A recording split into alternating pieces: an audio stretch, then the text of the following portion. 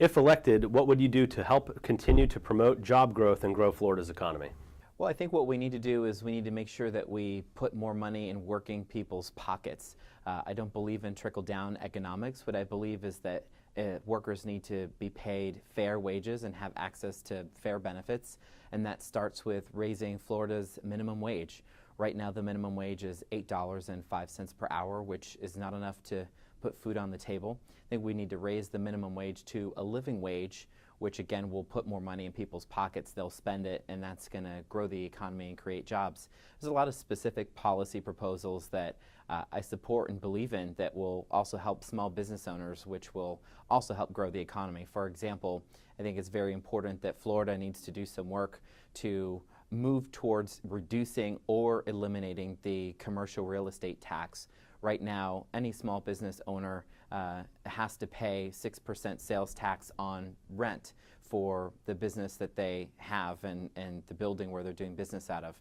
I think that we need to go ahead and work towards eliminating that, because that'll help them spend their resources on the stuff that matters most. And Florida is one of the only states that still has that tax, which is another reason why I think it's important for us to work towards reducing or eliminating that to help small businesses. How would you improve Florida's healthcare situation? Well, I think first and foremost, what we are obligated to do is to expand health care insurance access in our state through the Affordable Care Act. The legislature has stalled in the last several years on moving forward with a plan that would expand access to Medicaid. There have been a lot of very reasonable proposals that would have allowed us to tap into federal dollars that we have already paid to the federal government so that we can use those dollars to help our own people. And that would expand access to health insurance for over 800,000 uninsured Floridians. It's important that we move on that right away and make sure that those folks have access to the care they need. What challenges do you see in Florida's K-12 education system? And if elected, what would you do to address those challenges? Well, of course, first and foremost, some of the challenges start with funding. This past legislative session, we saw a 1% increase in per student funding in our K-12 schools, which didn't even cover the inflation since the year before.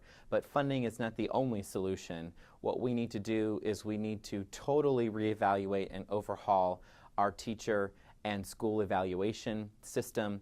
In Orange County, we have a problem where just a year ago, over 90% of Orange County public school teachers were given the highest teacher evaluation ranking they could get, which was highly effective. But then just a year later this year, it turned out that 3% of Orange County teachers were ranked highly effective. You don't see a giant fluctuation like that in teacher evaluations which affect their pay unless something is wrong with the evaluation system itself.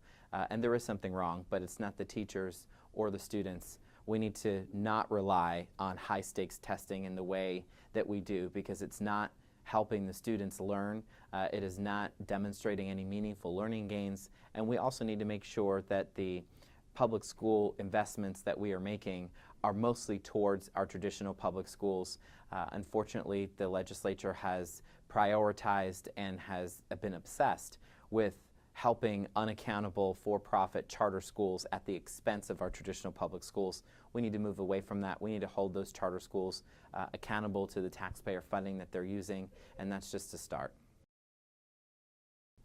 My name is Carlos Guillermo Smith. I'm a Democrat running for Florida House District 49 in East Orlando, East Orange County. You can find out more about my campaign to help working families and students at www.carlosguillermosmith.com.